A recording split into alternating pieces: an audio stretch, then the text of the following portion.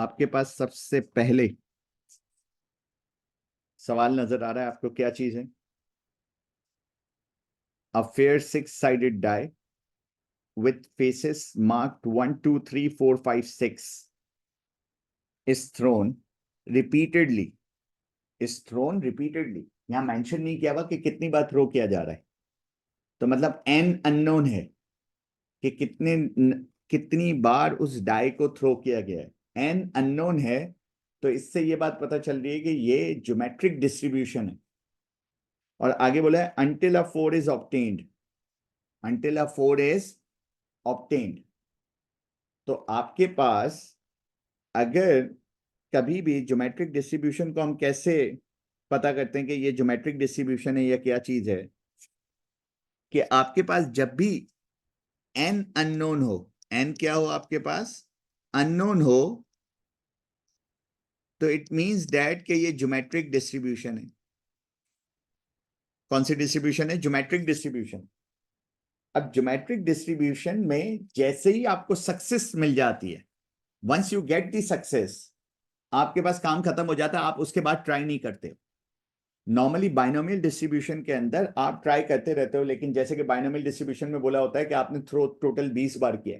अब उसमें हो सकता है 3 बार सक्सेस मिली हो, 4 बार सक्सेस मिली हो, 5 बार सक्सेस मिली हो। ज्योमेट्रिक डिस्ट्रीब्यूशन में नहीं होता। लेट से आपने 8 बार थ्रो किया, 8वें थ्रो में आपको सक्सेस मिल गई, जो आपको अचीव करना था वो मिल गया। तो शुरू के जो 7 टाइम्स है वो फेलियर है आपका। शुरू के 7 टाइम्स वो क्या है आपके पास? फेलियर है। This is your geometric distribution. This is your geometric distribution. तो आपके पास बेसिकली क्या आ रहा है यहां पे? आपके पास अंटिल अ 4 इज ऑब्टेन आ रहा है, तो ये आपको पता चल गया ये ज्योमेट्रिक डिस्ट्रीब्यूशन है। ये क्या चीज है आपके पास? ज्योमेट्रिक डिस्ट्रीब्यूशन है। जब आपको ज्योमेट्रिक डिस्ट्रीब्यूशन का पता चला, तो ज्योमेट्रिक डिस्ट्रीब्यूशन में आपके पास बोला क्या है? Find the probability that obtaining a 4 4 आने की प्रोबेबिलिटी क्या है? 4 कितनी बार है पूरे डाइज में? एक मर्तबा है। तो 4 आने की प्रोबेबिलिटी क्या है? 1/6। 4 आने की प्रोबेबिलिटी क्या है? 1/6।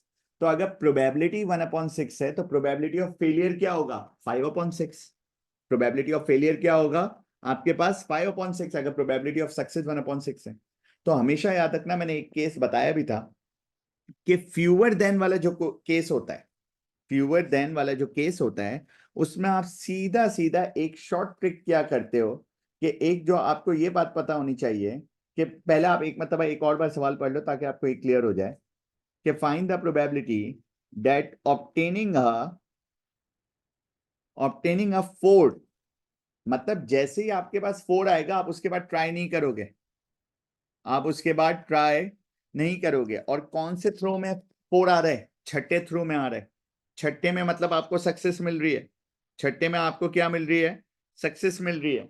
अगर आपको छठे में सक्सेस मिल रही है, तो फ्यूअर देन के केस में एक चीज याद रखना, कभी भी फ्यूअर देन का केस आए in the case in geometric distribution, तो you just have to do 1 minus Q R, 1 minus Q की पावर आर। आपको सिर्फ इतना करना होता है। What is are?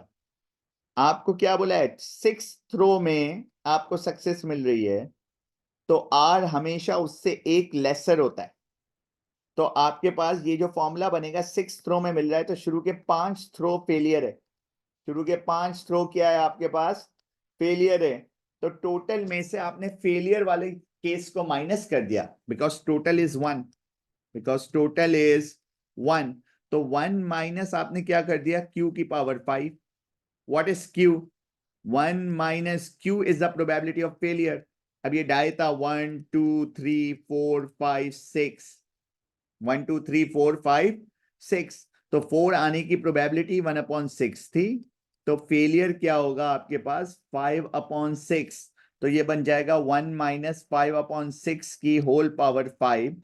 This is your answer. Calculate कर लो। 1 माइनस 5/6 की होल पावर 5।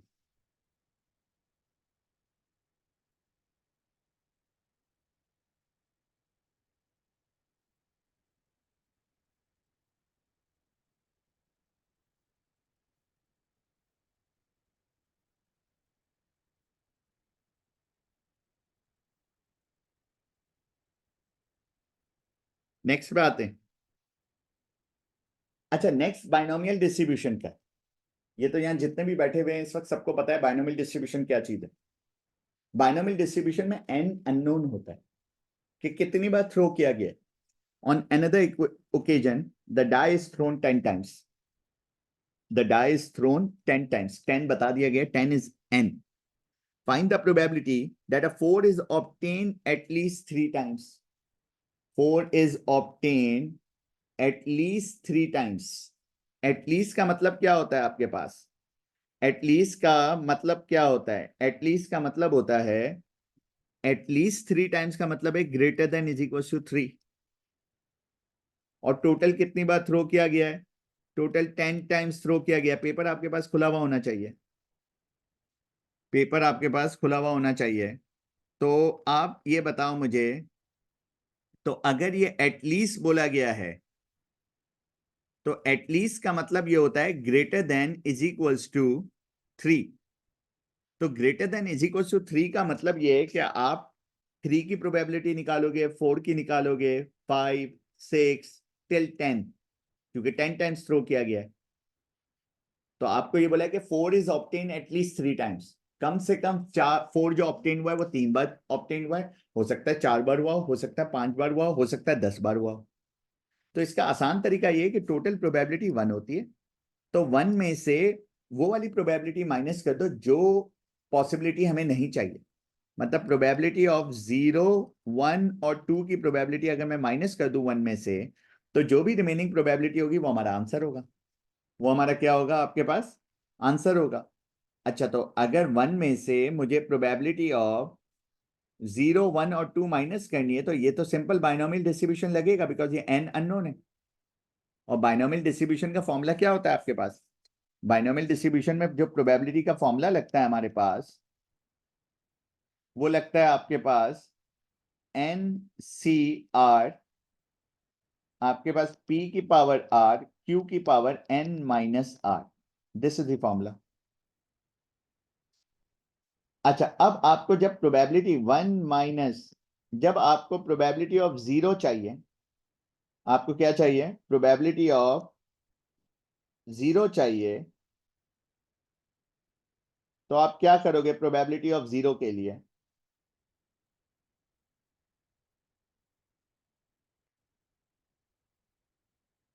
क्या चीज आएगी प्रोबेबिलिटी ऑफ 0 के अंदर? फॉर्मूला क्या है आपके पास? NCR है। NCR, N क्या था? N इज 10, सही है। R क्या होगा? 0 के केस में R 0 होगा, सही है। आपके पास वो क्या चीज है? P क्या चीज है? P इज 1/6, क्योंकि प्रोबेबिलिटी ऑफ सक्सेस तो 1/6 है ना। 4 आने की प्रोबेबिलिटी क्या है? 4 ना आने की प्रोबेबिलिटी क्या है? 5/6। तो लगा देते हैं फॉर्मूले में, क्या है? NCR 10C0। P क्या है? P की पावर R 1/6 की पावर 0। Q क्या है? 5/6, 5/6 10 माइनस 0। ये किसकी प्रोबेबिलिटी, ये किसकी आ गई? प्रोबेबिलिटी ऑफ 0 हो गई। प्रोबेबिलिटी ऑफ 0 प्लस, फिर अब 1 की बात करते हैं। 1 के केस में R 1 हो जाएगा, 10C1, 1/6, P की पावर R है 1/6 की पावर 1, 5/6 10 माइनस 1, 10 माइनस 1। अब आगे क्या है? आगे किसकी प्रोबेबिलिटी आएगी? आगे प्रोबेबिलिटी आएगी आपके पास 2 की, 10C2, 1/6 की पावर 2, 5/6 10 माइनस 2। आप इसे कैलकुलेटर में कैलकुलेट करो, अभी करो। कैलकुलेटर साथ साथ चलाना जरूरी है, प्रैक्टिस होती है इससे। जब आप इसे पूरा कैलकुलेट करोगे, 1 से माइनस करोगे, तो योर आंसर विल बी 0.225। तो ये प्रोबेबिलिटी आ गई। ये हमने बाइनोमियल डिस्ट्रीब्यूशन की है।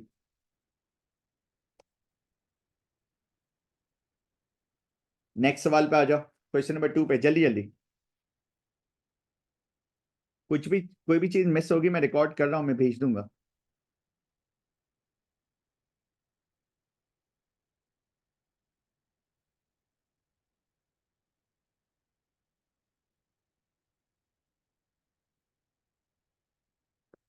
नेक्स्ट सवाल पे क्या कह रहा है, एक मतलब सवाल पढ़ लो, वैसे आप लोग के पास ये सवाल खुला हुआ होना चाहिए। A bag contains 5 red balls and 3 blue balls. 5 red balls and 3 blue balls. Sadi takes 3 balls at random from the bag. Total 5 red balls थी, 3 blue balls थी। सादी ने 3 balls randomly pick की बैग से without replacement, मतलब उसको वापस से नहीं रखेगा बैग में।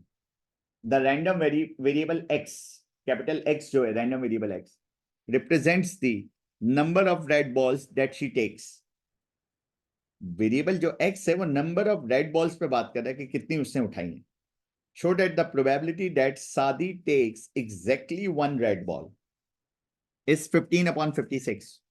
टोटल कितनी बॉल्स पिक की थी, 3 बैग से, उसमें से क्या प्रोबेबिलिटी है कि एग्जैक्टली उन 3 में से एक ही रेड बॉल होगी और उसकी प्रोबेबिलिटी 15/56 आई। प्रोबेबिलिटी प्रूव करनी है, प्रोबेबिलिटी प्रूव करनी है। तो अगर अभी हम लोग सेकंड क्वेश्चन पे चलें, क्वेश्चन नंबर 2 पे आप लोग के सामने क्वेश्चन खुला हुआ होगा, क्वेश्चन नंबर 2। तो यहां पे आपके पास डेटा में बता रहा है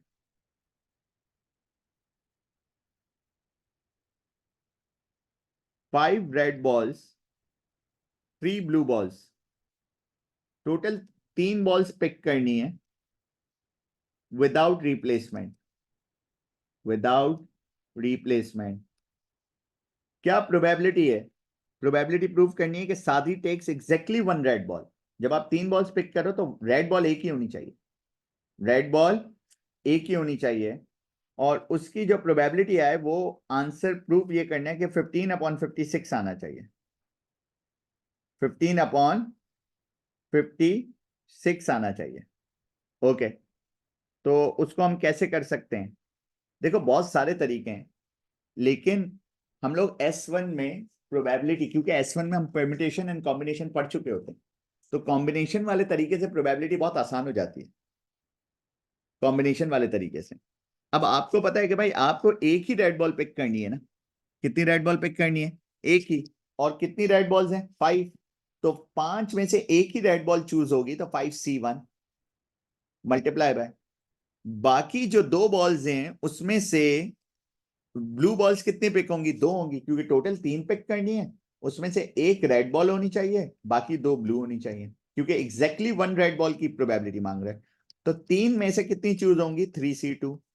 ये तो कॉम्बिनेशन हो गए। प्रोबेबिलिटी निकालने के लिए टोटल कॉम्बिनेशन से डिवाइड करते हैं। टोटल बॉल्स कितनी थी, टोटल बॉल्स थी आपके पास 8, और 8 में से टोटल कितनी बॉल्स पिक करनी थी, 3। चूज कितनी करनी थी, 3, तो 8C3। ये हो गई आपके पास प्रोबेबिलिटी। मैं फिर रिपीट कर रहा हूं, तो रेड बॉल बोला था एग्जैक्टली 1 रेड बॉल होनी चाहिए, and we have total 5 red balls, तो 5C1 कर दिया, मल्टीप्लाई बाय 3C2 करेंगे, बिकॉज बाकी 3 ब्लू बॉल में से 2 ब्लू बॉल पिक करोगे, और डिवाइडेड बाय प्रोबेबिलिटी निकाल दें तो टोटल कॉम्बिनेशन से डिवाइड कर देंगे, क्योंकि प्रोबेबिलिटी का मतलब है आप टोटल से डिवाइड करते हो, तो 8C3 हो जाएगा। This is your probability and your answer is 15/56। You can check it, 15/56। ये आपके पास 2A हो गया। क्वेश्चन नंबर 2B, 2B में आपको एक बार रीड भी कर लेते हैं। 2B के अंदर बोल रहा है draw up the probability distribution for x। x क्या है, x represents the number of red balls that she takes. Part 1 से इसका कोई ताल्लुक नहीं है, पार्ट ए से पहले जो एक्सप्लेनेशन होती है जो स्टार्टिंग में, वो हर पार्ट से लिंक करती है। तो उस एक्सप्लेनेशन में बताया कि x रिप्रेजेंट कर रहा है नंबर ऑफ रेड बॉल्स को, और सादी ने टोटल 3 बॉल्स पिक की हैं, तो नंबर ऑफ रेड बॉल्स की प्रोबेबिलिटी डिस्ट्रीब्यूशन टेबल बनाना है। तो 3 बॉल्स में क्या क्या चांसेस है, हो सकता है तीनों ब्लू बॉल्स हो, एक भी रेड बॉल ना हो सकता है 3 बॉल्स में से एक रेड बॉल हो सकता है 3 बॉल्स में से 2 रेड बॉल्स हो सकता है 3 बॉल्स में से तीनों की तीनों रेड बॉल्स हो। तो इन सारी चीजों का प्रोबेबिलिटी डिस्ट्रीब्यूशन टेबल बनेगा। और प्रोबेबिलिटी डिस्ट्रीब्यूशन टेबल कैसे बनेगा, तो आप अगर सवाल देख लो तो प्रोबेबिलिटी डिस्ट्रीब्यूशन टेबल में इस तरह से एक नॉर्मल सा टेबल बना दिया, एक्स में ये है कि क्या क्या चांसेस हैं कि एक भी रेड बॉल ना हो सकता है एक हो सकता है दो हो, और हो सकता है तीनों की तीनों रेड बॉल्स हो, क्योंकि basically we have 5 red balls and 3 blue balls and we have to pick 3 balls. तो जब एक भी रेड बॉल नहीं होगी, अब प्रोबेबिलिटी कैलकुलेट करनी है। जब एक भी रेड बॉल नहीं होगी तो 5 में से एक भी चूज नहीं होगी। मैं निकाल रहा हूं जब x इज इक्वल टू 0 की प्रोबेबिलिटी निकाल रहा हूं। जब एक भी रेड बॉल नहीं होगी तो 5 में से एक भी रेड नहीं होगी, तो 5c0 मल्टीप्लाई बाय, जब रेड बॉल एक भी पिक नहीं की तो जाहिर सी बात है तीनों की तीनों ब्लू बॉल्स होंगी, 3c3 3c3। एक चांस तो ये है। टोटल तो सबका सेम ही है ना, बाद में भी निकाल सकते हैं, टोटल से तो एक साथ भी डिवाइड कर सकते हैं। सही, 5c0 multiply by 3c3 divided by total क्या है आपके पास 8 बॉल सी, जिसमें से 3 पिक करनी थी, 8c3। तो 5c0 मल्टीप्लाई बाय 3c3 करोगे तो ऊपर आपके पास आंसर क्या आएगा, आप इसको कैलकुलेटर में डालोगे तो ऊपर आपके पास आंसर आएगा 1 और नीचे आपके पास आंसर आएगा 56। तो प्रोबेबिलिटी बनी 1/56। फिर आपके पास 1 की प्रोबेबिलिटी निकालनी है कि रेड बॉल एक हो, तो 5 में से एक रेड बॉल आएगी, बाकी 3 ब्लू बॉल्स में से 2 ब्लू बॉल्स आएंगी, डिवाइडेड बाय टोटल से डिवाइड कर देंगे, टोटल कॉम्बिनेशन 8c3 था। तो जब हमने ये कैलकुलेट किया तो आंसर आया 15/56। 15/56। जब हम जब 2 रेड बॉल्स की बात करेंगे तो 5c2 होगा, 5 में से 2 चूज होंगी, तो फिर ब्लू एक ही चूज होगी, 3c1 डिवाइडेड बाय 8c3। तो आपने इसको कैलकुलेटर में जब कैलकुलेट किया तो आपके पास आंसर आया 15/28। जब तीनों के तीनों रेड बॉल्स होंगी तो 5c3, तो ब्लू तो एक भी चूज नहीं होगी, तो 3c0 divided by 8c3। Your answer is 5/28। ये प्रोबेबिलिटी डिस्ट्रीब्यूशन टेबल बन गया और ये वाला पार्ट खत्म हो गया। अगर आप थोड़ा स्पीड से चलेंगे, पार्ट सी देखते हो, तो पार्ट सी में आपको इन्होंने एक्सपेक्टेशन दी हुई है। पार्ट सी में इन्होंने आपको एक्सपेक्टेशन दी हुई है और वेरिएंस निकालना है। क्या निकालना है, वेरिएंस निकालना है। अगर आपको वेरिएंस कैलकुलेट करना है और प्रोबेबिलिटी डिस्ट्रीब्यूशन टेबल आपके सामने है, तो वेरिएंस निकालने के लिए आप क्या करते हो, आपके पास फॉर्मूला क्या होता है, एक्स स्क्वायर, एक्स वाली वैल्यू का स्क्वायर करते हो into P, plus x square into P, इस तरह से प्लस करते हो और एंड में एक्सपेक्टेशन के स्क्वायर से माइनस कर देते हो, एक्सपेक्टेशन को स्क्वायर करके माइनस कर देते हो। ये वेरिएंस का फॉर्मूला है। तो एक्स स्क्वायर इंटू पी, पहला तो जीरो है, पहला क्या है आपके पास जीरो है, उसको तो स्क्वायर करने की जरूरत ही नहीं है, फिर भी दिखा देता हूं, 0 square into 1/56 plus 1 square into 15/56 plus 2 square into 15/28 plus 3 square into 5/28।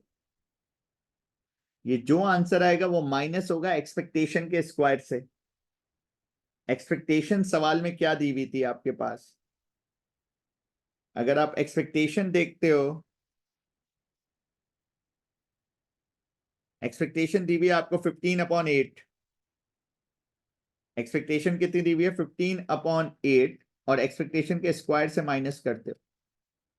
जब आपने इस पूरे को कैलकुलेट किया तो वेरिएंस का आंसर आया आपके पास पॉइंट्स के अंदर 0.502। मैं डायरेक्ट कैलकुलेशन, डायरेक्ट आंसर्स लिख रहा हूं, प्रॉपर कैलकुलेट तो आप लोग खुद भी कर सकते हो। I hope it's clear. Variance का नॉर्मल फॉर्मूला हम पहले भी कर चुके हैं। क्वेश्चन नंबर 3 पे फौरन आएंगे।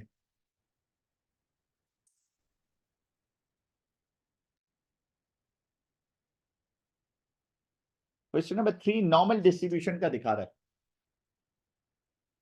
देखो सबसे बेहतर ये कि आप नॉर्मल डिस्ट्रीब्यूशन का फाई का टेबल आप अपने पास ओपन कर लो। मेरे पास यहाँ पे इस वक्त ओपन नहीं है, खुला हुआ नहीं है, तो मुश्किल होगा। तो आप एक काम करो, अपने पास पहले से खोल लो। ओके,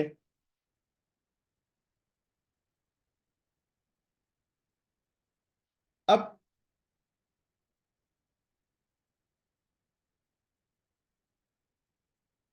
नॉर्मल डिस्ट्रीब्यूशन के टेबल के अंदर जस्ट वेट अ मिनट।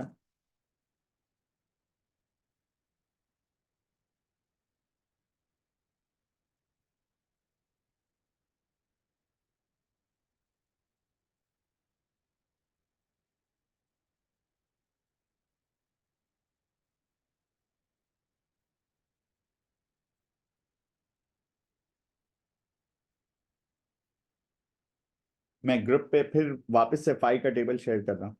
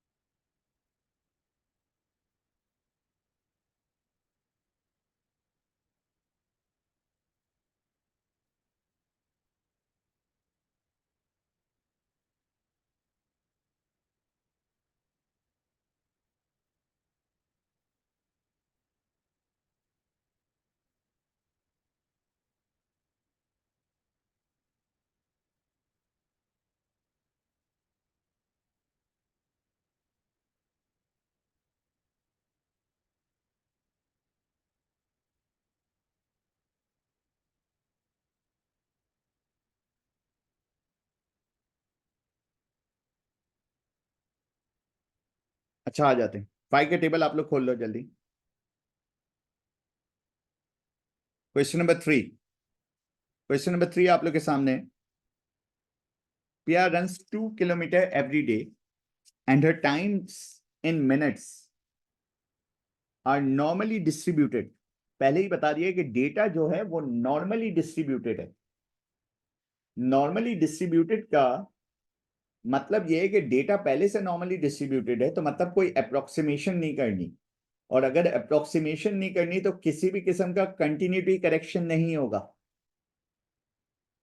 तो Pia runs 2 kilometers every day and her times in minutes are normally distributed with mean 10.1, standard division भी दी हुई है। फाइंड द प्रोबेबिलिटी निकालनी है। सिंपल केस है, randomly chosen day Pia takes longer than का case है। क्या क्या चीजें मालूम करनी है? लॉन्गर देन का केस है, मतलब ग्रेटर देन का केस है, और जो प्रोबेबिलिटी जिसके अराउंड कैलकुलेट हो रही है विच इज एक्स, और एक्स क्या दिया हुआ है? 11.3 मिनट्स दिया हुआ है टू रन 2 किलोमीटर। तो x is 11.3, mean is 10.1, standard deviation is 1.3। That's what all we want ना। हमें सिर्फ 3 चीजें चाहिए होती हैं, x, मीन और standard division. x is 11.3, mean is 10.1 and standard division is 1.3। तो आपके पास, अगर मैं वापस से सवाल पे आता हूं तो शुरू करें, तो यहां पे आपके पास सिंपल तरीके से सबसे पहले तो आपको z की वैल्यू निकालनी होती है। फिर z की वैल्यू को आप फाई के टेबल से कैलकुलेट करते हो। तो वो आप किस तरीके से करोगे? आपने सिंपल सा किया कि ये प्रोबेबिलिटी जो कैलकुलेट कर रहे हैं वो 11.3 से लॉन्गर देन वाला केस है, और फॉर्मूला होता है x minus mu over standard division.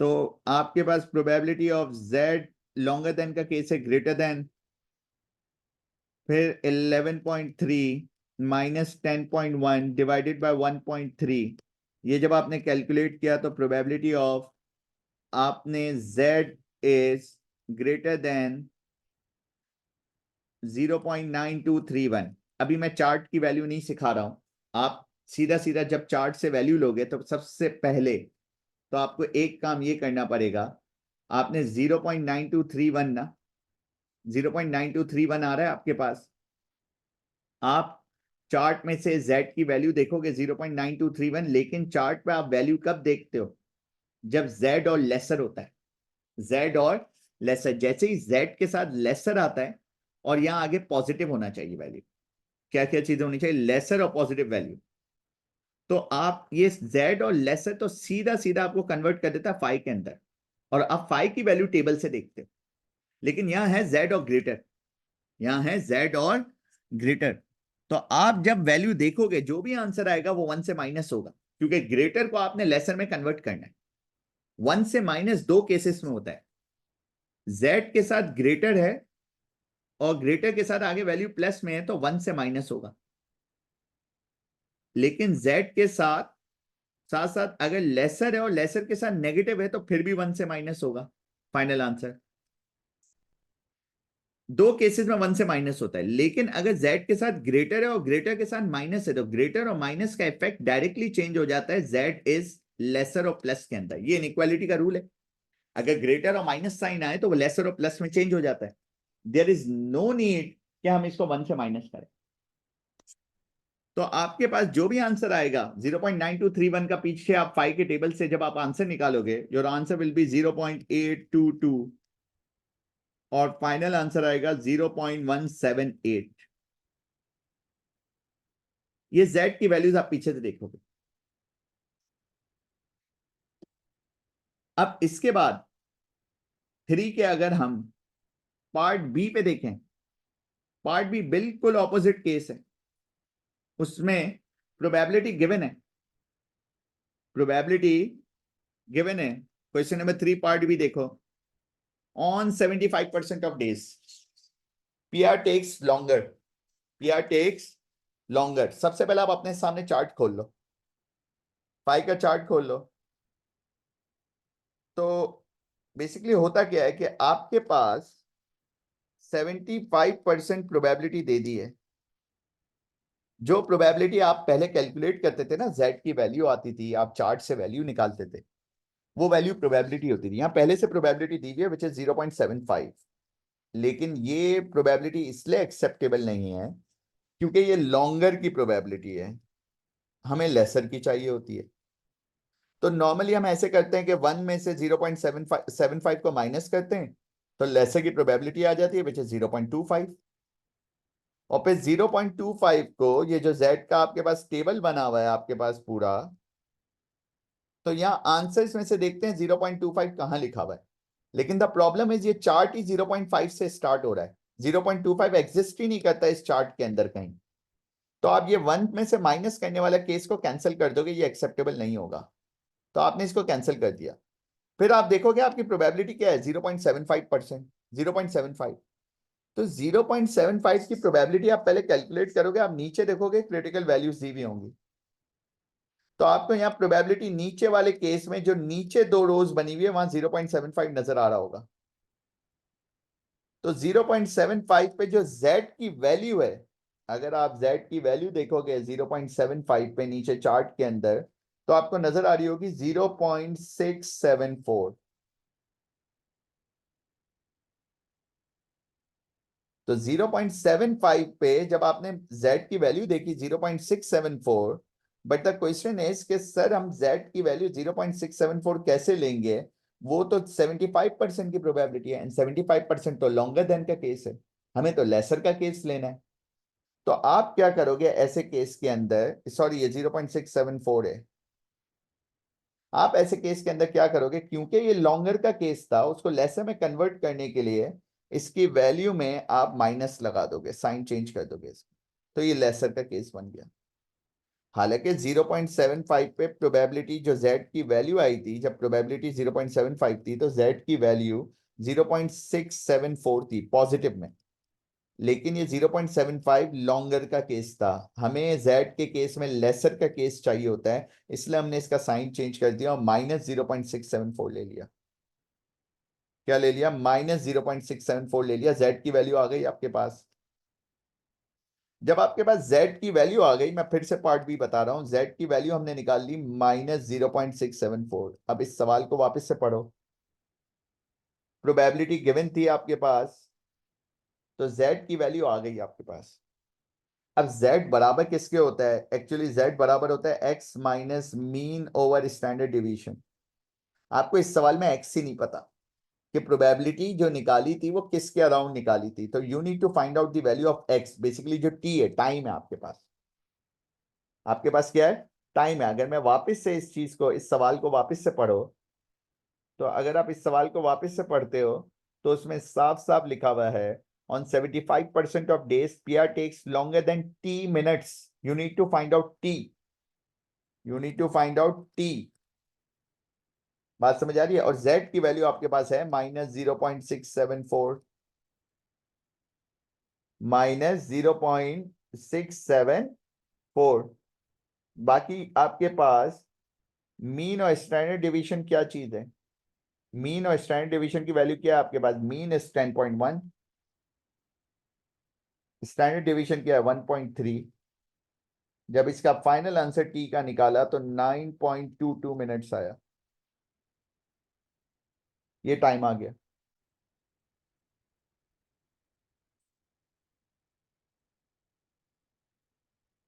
अब आते हैं क्वेश्चन नंबर 3C।